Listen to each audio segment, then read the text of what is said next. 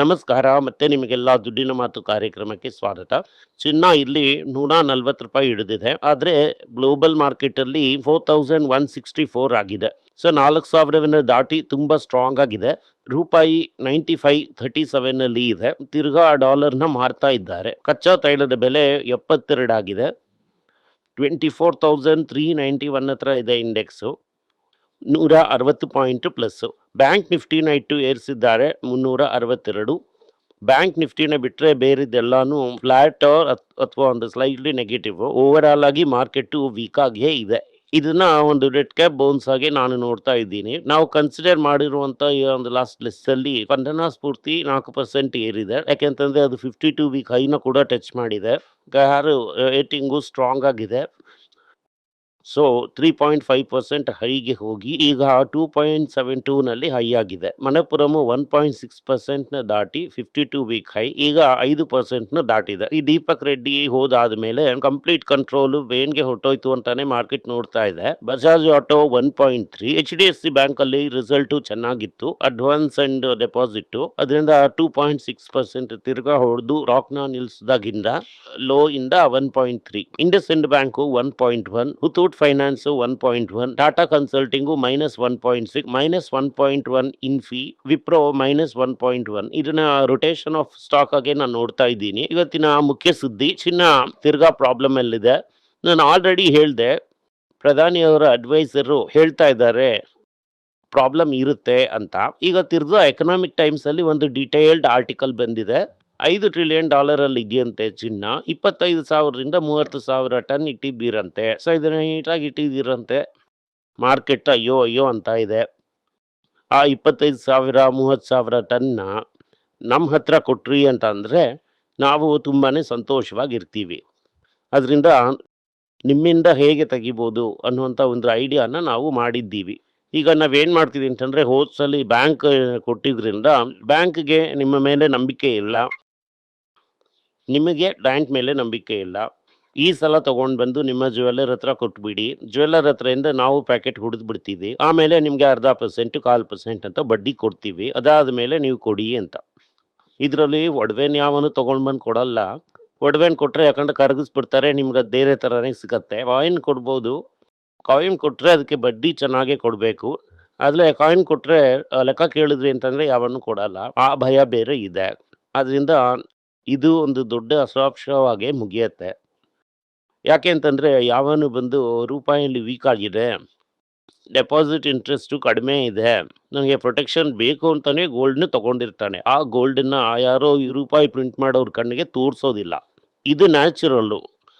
ಇದರಿಂದ ಈ scheme workout ಆಗುತ್ತೆ ಅಂತ ನನಗೆ ಅನ್ನಿಸ್ತಾ ಇಲ್ಲ. ಬಟ್ ಎನಿವೆ, ಅದಾದಮೇಲೆ ಈಗ central banks of the world ಅವರೇನು ಹೇಳ್ತಾರೆ ಅಂತಂದರೆ, ವರ್ಲ್ಡ್ ಕೌನ್ಸಿಲು ಮೇ ತಿಂಗಳು 41 ಟನ್ ಗೋಲ್ಡು ಜನರು ತಗೊಂಡಿದ್ದಾರೆ. ಯಾರು ತಗೊಂಡಿದ್ದಾರೆ?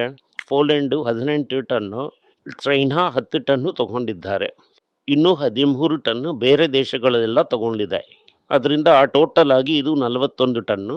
ಉಜ್ಬೇಕಿಸ್ತಾನ್, ಕಜಕಿಸ್ತಾನ್ ಇವರೆಲ್ಲರೂ ಗೋಲ್ಡ್ನ ತಗೊಂಡಿದ್ದಾರೆ. ಅದರಿಂದ ಕಂಟಿನ್ಯೂಸ್ ಆಗಿ ಗೋಲ್ಡ್ನ ತಗೋತಾನೇ ಇದ್ದಾರೆ. ಅದು ಡಾಲರ್ನ ಮಾರಿಬಿಟ್ಟು ಗೋಲ್ಡ್ನ ತಗೊಳ್ಳುವಂಥದ್ದು. ಈಗ ಏನಂತಂದರೆ, ಈಗ ನಮ್ಮ ನಸೀಬ್ ತರೀನ್ ಹೇಳಿರ್ತಾನೆ, ಟ್ರಾನ್ಸಾಕ್ಷನ್ಗೆ ಡಾಲರ್ನ ಇಟ್ಕೊಂಡು ಸ್ಟೋರ್ ಹೌಸ್ ಆಫ್ ವ್ಯಾಲ್ಯೂಗೆ ಗೋಲ್ಡ್ನ ಇಟ್ಟಿರ್ತಾರೆ. ಈ ಸ್ಟೋರ್ ಹೌಸ್ ಆಫ್ ವ್ಯಾಲ್ಯೂನ ನಮ್ಮ ಸರ್ಕಾರ ಕೇಳಿದ್ರೆ ಜನರು ಕೊಡೋದಿಲ್ಲ. ಡಿಪ್ಲೊಮ್ಯಾಟಿಕ್ ಪ್ರಾಬ್ಲಮಿಂದ ನಾವು ಅದಾನಿ ಕೇಸ್ನ ಡಿಸ್ಮಿಸ್ ಮಾಡಿಬಿಟ್ವಿ. ಅದರಿಂದ ಈಗ ಸದ್ಯಕ್ಕೆ ಆ ಕೇಸ್ ಇಲ್ಲ ಅಂತ ಹೇಳಿಬಿಟ್ರು. 10 ಬಿಲಿಯನ್ನ ಅವರು ಬೇರೆಯಾಗಿ ಕೊಟ್ಟಿದ್ರು. ಅದಕ್ಕೂ ಇದಕ್ಕೂ ಸಂಬಂಧ ಇಲ್ಲ ಅಂತ ಹೇಳ್ತಾ ಇದ್ದಾರೆ.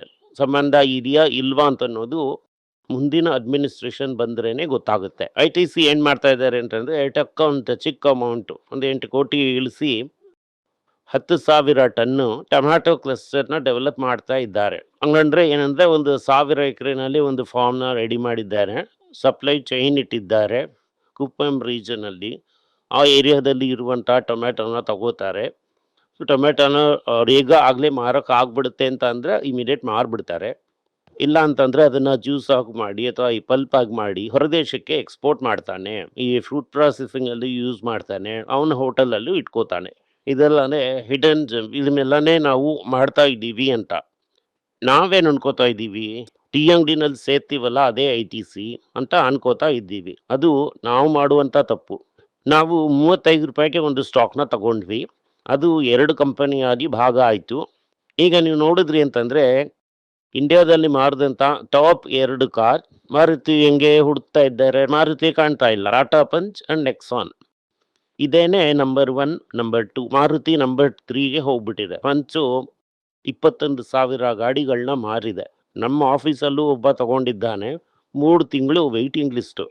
ಅಂತಂದ್ರೆ 3 ತಿಂಗಳು ಆದ್ಮೇಲೆ ಬರುವಂಥ ಒಂದು ಸೇಲ್‌ಗೆ ಇವತ್ತೇ ದುಡ್ಡನ್ನ ತಗೊಂಡು ಹಾಕೊಂಡ್ಬಿಟ್ರು. ನೆಕ್ಸಾನು 18,335. ಟೋಟಲ್ ಆಗಿ ಇವೆರಡನ್ನೂ ಸೇರಿಸಿದ್ರೇನೆ ಆಲ್ಮೋಸ್ಟ್ 40,000.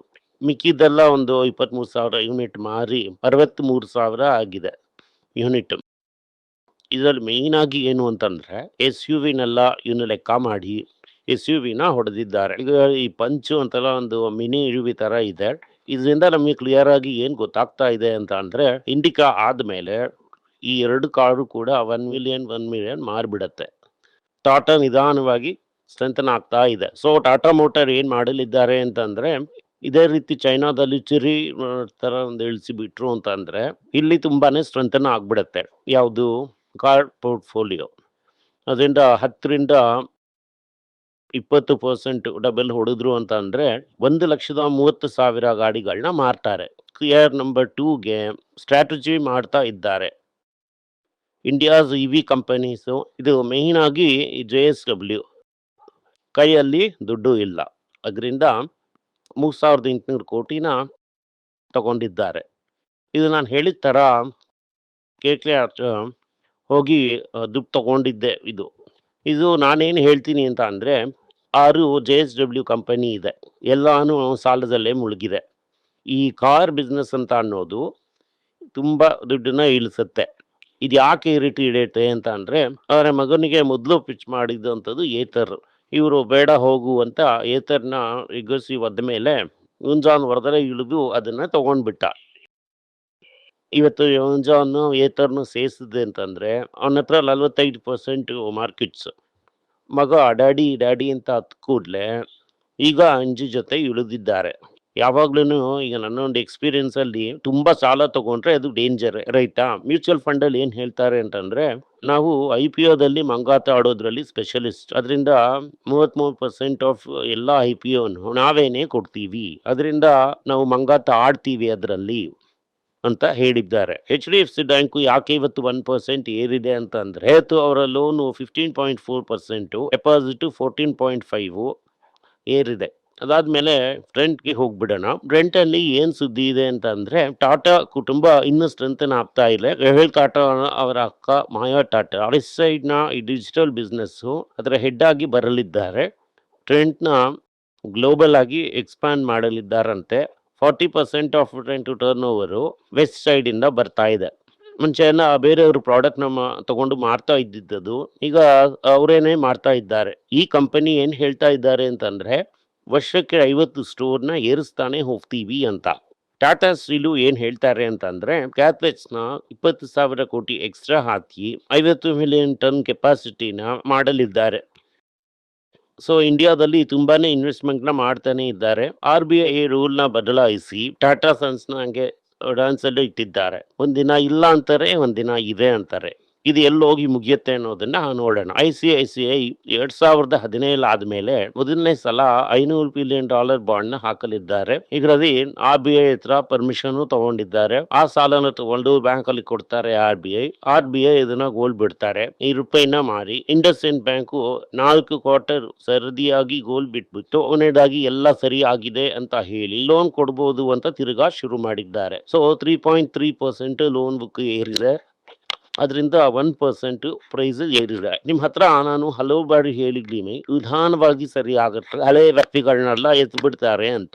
FMCG ಕಂಪನಿ ಏನ್ ಹೇಳ್ತಾರೆ ಅಂತ ಅಂದ್ರೆ, ಇವರನ್ನ ನಂಬಿನೇ ಇದ್ದೀವಿ, ಅಲ್ಲಿಂದ ಡಬಲ್ ಡಿಜಿಟ್ ಗ್ರೋತ್ ಬರುತ್ತೆ ಅಂತ ಹೇಳ್ತಾ ಇದ್ದಾರೆ. ಈ ಮೆರಿಕೋ, ಡಾಬರ್, ಕನ್ಸ್ಯೂಮರ್, ಗಾರ್ಡೇಜ್ ಕನ್ಸ್ಯೂಮರ್, ITC ಈ ರೀತಿಯಾದಂಥ ಕಂಪನಿಗಳೆಲ್ಲ ಇದೆ. ನೆಸ್ಲೆ ಏನ್ ಹೇಳ್ತಾ ಇದ್ದಾರೆ ಅಂತ ಅಂದ್ರೆ, ಬೆಲೆ ಏರಿಕೆಗಳು ತುಂಬಾನೇ ಆಗಿರೋದ್ರಿಂದ ದೊಡ್ಡ ಬಿಸ್ನೆಸ್ ಆಗಿ ಸಿಟಿನಲ್ಲಿ ಏನು ಗ್ರೋ ಅನ್ನೋದು ಬರ್ತಾ ಇಲ್ಲ. ನಾವು ಸ್ಮಾಲರ್ ಸಿಟಿಗೆ ಎಕ್ಸ್ಪಾಂಡ್ ಮಾಡಿ ಸೇಲ್ಸ್ನ ಏರ್ತಿಲ್ಲಿದ್ದೀವಿ ಅಂತ. ಸೇಲ್ಸ್ 23,000 ಕೋಟಿ ರೀಚ್ ಆಗಿದೆ ಅಂತ ಹೇಳ್ತಾ ಇದ್ದಾರೆ. FIIs ಏನ್ ಮಾಡಿದ್ದಾರೆ ಅಂದ್ರೆ ತುಂಬ ಸ್ಟಾಕ್ನ ತಗೊಳ್ದಂಗೆ ಒಂದೇ ಸಲ ಬಾಂಡ್ನೇ ತಗೋತಾ ಇದ್ದಾರೆ. ಆದ್ರೆ ನಾವು ರಿಪೋರ್ಟ್ ಮಾಡೋವಾಗ ಏನ್ ಹೇಳ್ತೀವಿ ಅಂತಂದ್ರೆ ಬಾಂಡು ತಗೋತಾನೆ, ಸ್ಟಾಕು ತಗೋತಾನೆ, ಹೈಬ್ರಿಡು ತಗೋತಾನೆ ಅಂತ. ಪ್ರೈಮರಿಯಾಗಿ ತಗೊಳ್ಳೋಂಥದ್ದು ಬಾಂಡ್. ಅದಾದ್ಮೇಲೆ ಆಗಸ್ಟ್ ಬಿಟ್ಟಂತ 1,88,000 ಬ್ಯಾರೆಲ್ವರೆಗೂ ಒಪ್ಪೆಗೆ ಏರಿಸುತ್ತೆ ಅಂತ ಹೇಳ್ತಾ ಇದ್ದಾರೆ. ಆಗ ಬೆಲೆ ಏರಿಕೆಗಳು ಇನ್ನೂ ಕೂಡ ಕಡಿಮೆ ಆಗುತ್ತೆ. ಆದ್ರೆ ನಮ್ಮ ಈ ಪೆಟ್ರೋಲ್ ಬೆಲೆ, ಡೀಸೆಲ್ ಬೆಲೆ ಕಡಿಮೆ ಆಗುತ್ತಾ ಅನ್ನುವಂಥ ಒಂದು ಪ್ರಶ್ನೆ ಇಲ್ಲ. ಓಪನ್ ಅಲ್ಲಿ ಗವರ್ಮೆಂಟ್ ಈಗ ಟ್ರಂಪ್ ಸರ್ ಹತ್ರ ಹೇಳ್ತಾ ಇದ್ದಾರೆ, ನೀವು ಒಂದು 5% ಸ್ಟೇಕ್ ಇಟ್ಕೊಳ್ಳಿ, ಆದ್ರೆ ಗವರ್ಮೆಂಟ್ ಕಂಟ್ರೋಲ್ ಮಾಡುತ್ತೆ ಅಂತ. SK ಹೈನಿಕ್ಸು ಅಮೆರಿಕ $29 ಬಿಲಿಯನ್ ರೈಸ್ ಮಾಡಿ ನಾವು ಸ್ಟ್ರೆಂಥನ್ ಮಾಡ್ತೀವಿ, US ಅಲ್ಲಿ ಲಿಸ್ಟ್ ಮಾಡಿ ನಮ್ಮ ಲೀಡರ್ಶಿಪ್ನ ಸ್ಟ್ರೆಂಥನ್ ಮಾಡ್ತೀವಿ ಅಂತ. ಒಟ್ಟಿನಲ್ಲಿ ನಿಮ್ಮ ಗೋಲ್ಡ್ಗೆ ಆಪ್ ಅನ್ನೋದು ಇದೆಯಾ ಇಲ್ವಾ ಅನ್ನೋದೇ ಇವತ್ತಿನ ಮುಖ್ಯ ಸುದ್ದಿ. ನಿಮಗೆ ವಿಡಿಯೋ ಇಷ್ಟ ಆಗಿದ್ರೆ ವಿಡಿಯೋನ ಲೈಕ್ ಮಾಡಿ, ನಮ್ಮ ಚಾನಲ್ನ ಸಬ್ಸ್ಕ್ರೈಬ್ ಮಾಡಿ, ಬೆಲ್ ನೋಟಿಫಿಕೇಶನ್ ತಟ್ಟಿ. ಈ ವಿಡಿಯೋನ ಸಾಧ್ಯ ಆದರೆ ನಿಮ್ಮ ಸಂಬಂಧಿಕರಿಗೂ ಸ್ನೇಹಿತರಿಗೂ ಕಳಿಸಿ, ಅವರಿಗೂ ನೋಡೋದಕ್ಕೆ ಹೇಳಿ. ಧನ್ಯವಾದಗಳು. ನಿಮಗೆ ಏನಾದರೂ ಸಂದೇಹ ಇದ್ದು ನನ್ನನ್ನು ಕಾಂಟ್ಯಾಕ್ಟ್ ಮಾಡಬೇಕು ಅಂತ ಅನ್ಕೊಂಡ್ರಿ ಅಂದರೆ ಸ್ಕ್ರೀನ್ ಮೇಲೆ ಬರ್ತಾ ಇರುವಂಥ ಮೇಲ್ ಐಡಿಗೆ ಮೆಸೇಜ್ ಮಾಡಿ, ನಮ್ಮ ಟೀಮ್ ನಿಮ್ಮನ್ನ ಕಾಂಟ್ಯಾಕ್ಟ್ ಮಾಡ್ತಾರೆ. ಎಲ್ಲರಿಗೂ ನಮಸ್ಕಾರ. ಮಕ್ಕಳಿಗೋಸ್ಕರ ಫೈನಾನ್ಷಿಯಲ್ ಲಿಟ್ರಸಿ ಅನಿ ಫಾರ್ ನಥಿಂಗ್ ಅಂತ 2ನೇ ಪಾರ್ಟ್. ಇದರಲ್ಲಿ ಚೆಕ್ ಬರೆಯೋದು ಹೇಗೆ, ಡೆಪಾಸಿಟ್ ಸ್ಲಿಪ್ ಬರೆಯೋದು ಹೇಗೆ, ಇದು ಹೇಗೆ ಬಂದಿದೆ, ಆಟರಿಂದ ಡಿಮಾನಿಟೈಸೇಷನ್ ವರೆಗೂ ಎಲ್ಲವನ್ನು ಕವರ್ ಮಾಡಿದ್ದೀವಿ. 12 ವರ್ಷದ ಮಕ್ಕಳಿಗೆ ಇದು ತುಂಬಾ ಯೂಸ್ಫುಲ್ ಆಗಿರುತ್ತೆ. ಈ ಬುಕ್ ಈಗ ಸದ್ಯಕ್ಕೆ ಸ್ಪೆಷಲ್ ಪ್ರೈಸ್ ಅಲ್ಲಿ $450 ಕೊಡ್ತಾ ಇದೀವಿ. ಇದನ್ನ ಯೂಸ್ ಮಾಡ್ಕೊಳ್ಳಿ. ಧನ್ಯವಾದಗಳು. ದುಡ್ಡಿನ ಮಾತು ವೆಬ್ಸೈಟ್ ನ ಸಬ್ಸ್ಕ್ರೈಬ್ ಮಾಡಿ. 1 ವಾರಕ್ಕೆ 4 ಪ್ರೀಮಿಯಂ ಆರ್ಟಿಕಲ್, ರೀ ಆರ್ಟಿಕಲ್ಸ್ ಒಂದು 10ರಿಂದ 15 ನಾವು ಹಾಕ್ತಾ ಇದ್ದೀವಿ. ಇದರ ಸಬ್ಸ್ಕ್ರಿಪ್ಷನ್ 1 ತಿಂಗಳಿಗೆ $99 ಅಷ್ಟೇ. ಹೇಳುವಂತ ಕಾನ್ಸೆಪ್ಟ್ಸ್ ನ ಗ್ರೇಟ್ ಆಗಿ ಎಕ್ಸ್ಪ್ಯಾನ್ ಮಾಡಿ ಇದನ್ನ ಓದಿದ್ರೆ ನಿಮ್ಗೆ ತುಂಬಾ ಯೂಸ್ಫುಲ್ ಆಗಿರುತ್ತೆ. ಧನ್ಯವಾದಗಳು. ನಮಸ್ಕಾರ. ಮಕ್ಕಳಿಗೋಸ್ಕರ ಒಂದು ಬುಕ್ ನ ಲಾಂಚ್ ಮಾಡಿದ್ವಿ, ಅದು ತುಂಬಾ ಸಕ್ಸಸ್ಫುಲ್ ಆಗಿದೆ. ಯಾರಿಗೆಲ್ಲ ಆ ಬುಕ್ ಬೇಕು ನಮ್ಮ ಟೀಮ್ ನ ಕಾಂಟ್ಯಾಕ್ಟ್ ಮಾಡಿ. ಕೆಳಗಡೆ ಇರುವಂತ ನಂಬರ್ ಅಲ್ಲೂ ವೆಬ್ಸೈಟ್ ಅಲ್ಲೂ ನೀವು ನಮ್ಮನ್ನ ಕಾಂಟ್ಯಾಕ್ಟ್ ಮಾಡಿದ್ರೆ ನೀವು ಆ ಬುಕ್ ನ ತಗೋಬಹುದು. ಬೇರೆ ನಮ್ಮ ಬುಕ್ ಗಳು ಕೂಡ ಅವೈಲೇಬಲ್ ಆಗಿದೆ. ನೀವು ಇದನ್ನ ನಮ್ಮ ವೆಬ್ಸೈಟ್ ಮುಖಾಂತರನೂ ತಗೋಬಹುದು. ಕೆಳಗಡೆ ಇರುವಂತ ವಾಟ್ಸ್ಆಪ್ ನಂಬರ್ಗೆ ಮೆಸೇಜ್ ಮಾಡಿ ಕೂಡ ತಗೋಬಹುದು.